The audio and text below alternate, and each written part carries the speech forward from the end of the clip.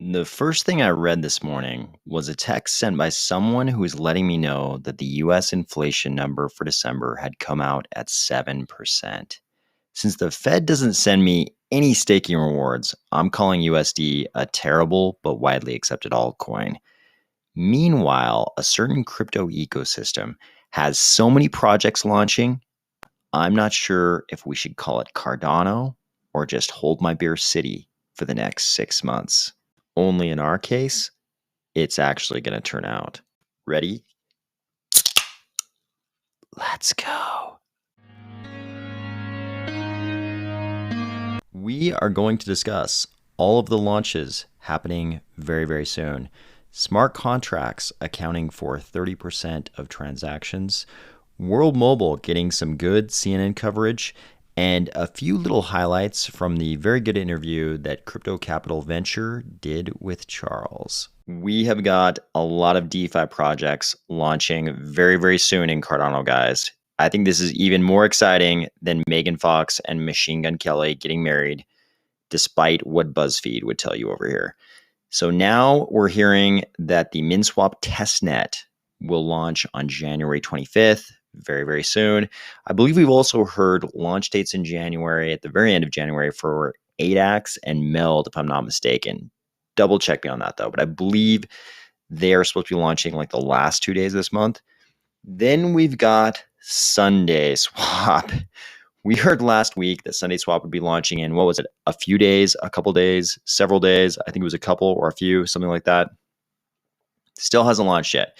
Yesterday, we discussed how they had posted in the Discord that they were just waiting on one last thing. We don't know exactly what that is, but I'm happy to hear it's just one thing. And they also emphasized we get real quiet right before big things.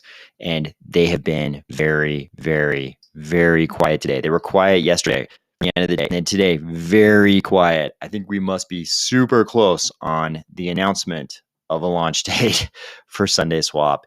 And then we've got the rest of this stuff happening in January.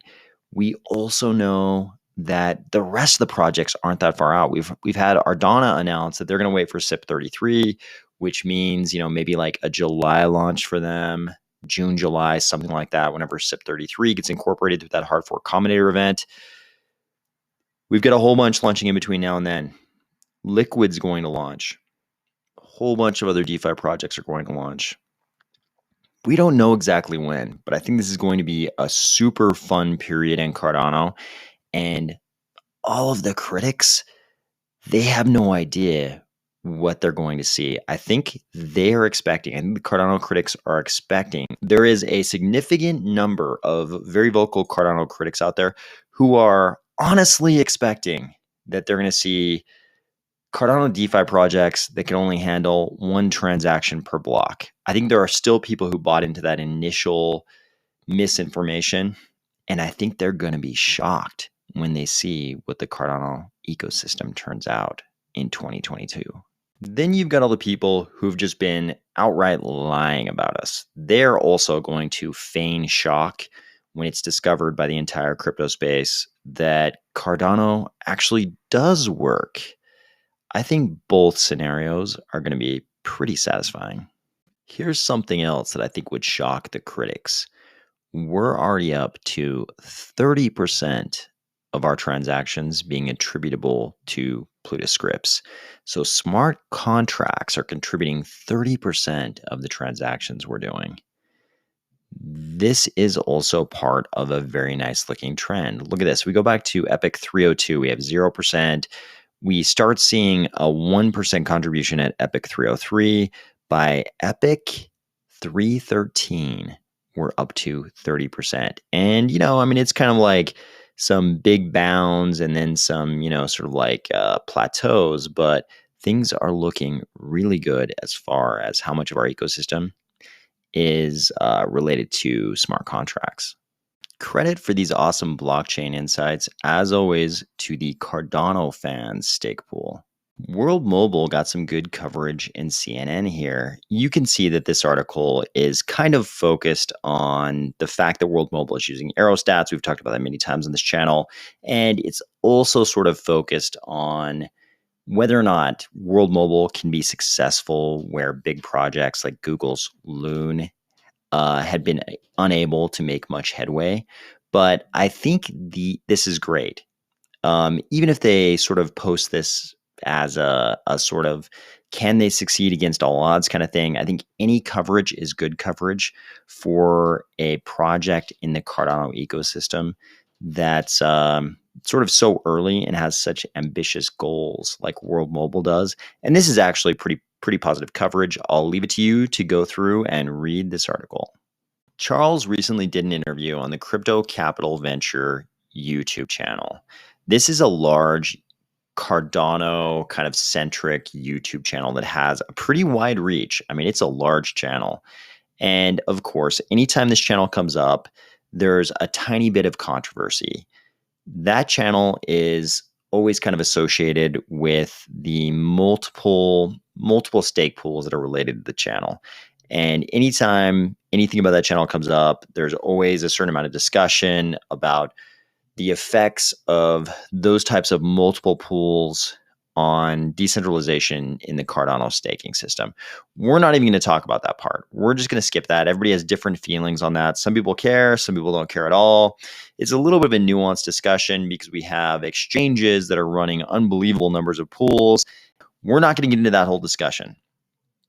What I think was obvious to me when I went through this interview was that it's actually a really good interview.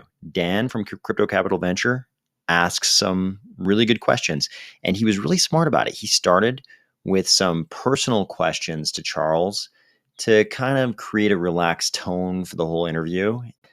Charles was pretty forthcoming with details about what 2022 is going to look like. I strongly suggest you go watch the interview if you can sit down for, I think it was like an hour and a half. I could be wrong on the time, but I think it was like an hour and a half interview. Go ahead and watch the interview for it. If not, we're going to talk about just one highlight from the interview. And that was where Charles gave a good rundown of the 6 things they're working on for scalability in 2022. The first is network optimization. The new node 1.33 is an example of this. It'll cut sync times in half.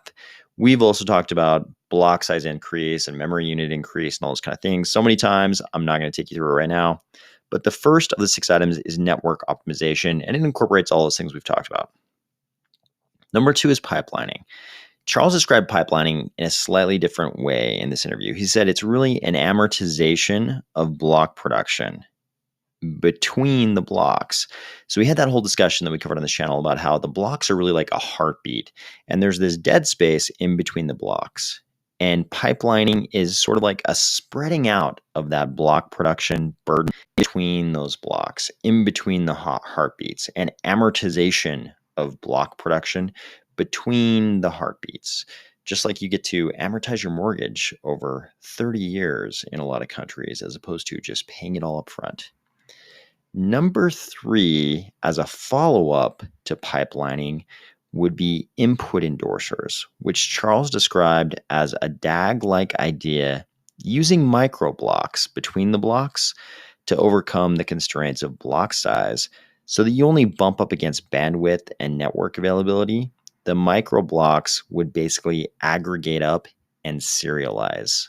This is an interesting discussion. And I know when I say things like aggregate and serialize, that's actually an exact quote from the interview, but when you hear things like that, aggregate and serialize, it sounds like a little bit of word salad. Like, what is a microblock? How does a microblock aggregate and serialize? But if you break it down and think about those terms to make sense, I think this is actually one of the better descriptions Charles has given of what input endorsers would actually do. I'd love for him to go into more detail. Next, Charles mentioned that those things alone, network optimization, pipelining, and input endorsers, could get us to 500 to 1,000 transactions per second. That's awesome and huge. But Charles also mentioned in Cardano, each of those transactions could have thousands of inputs and outputs. So even the TPS metric, TPS transactions per second, even that metric becomes a vast underestimate here compared to Ethereum, because in Ethereum, they would measure each one of those inputs and outputs as a transaction of its own. And we've had discussions how certain people have pointed out that Solana may be counting things like correspondence messages back and forth between block validators to coordinate block validation. Also, something that Cardano would not count as a transaction. So, we're starting to get into these sort of like label issues, these nomenclature issues. The entire crypto space wants to measure TPS, but TPS for Cardano means something very different, given that one transaction might have many, many inputs and outputs, and another blockchain would be measured as individual transactions themselves. So I think we're going to get into a little bit of that definitional game with the other blockchains we measure TPS in the future. He also said then on top of all this, we've got smart contract optimization. This is just better ways to use the EUTXO system. The next scalability item was Mithril, which is all about the light client experience with full node security and also parallel validation in epics.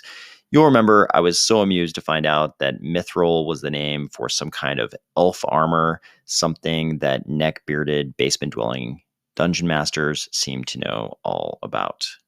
If you haven't gone up those stairs and your neck has not seen a razor in months, don't worry, we're just playing around. Everybody still loves you. Next up was Hydra, which Charles very concisely described as high TPS off-chain facilitation of things like microtransactions and state for smart contracts. You know all about Hydra if you listen to this channel, or at least we've talked about it many times. He also mentioned side chains like Mamba and Melcometa for the Ethereum virtual machine. He said those 6 things, there's really like 7 things there, almost 8 things, but those things will happen in the 3 hard fork combinator events in February, June, and October. The dates for these things make sense, according to Charles. He says not a lot of specters out there that could sting them. So what he's saying is there aren't a lot of like hidden things that can come out of nowhere and suddenly add like several months onto the timeline for the development of these things. It sounds like they've done so much work ahead of time. The work packets for all these things are pretty well defined already. He says these things will improve TPS, faster syncing, and a better light client experience. SIPs 31, 32, and 33 will also improve expressiveness of Plutus. On the governance side, he said they're looking to get a voting center set up and get to a 50% voting rate. This would be a move from something like 70,000 people voting currently to something like 1 million people voting, which would be a crazy experience in Cardano governance. Hope you're having a great week, and I'll talk to you tomorrow.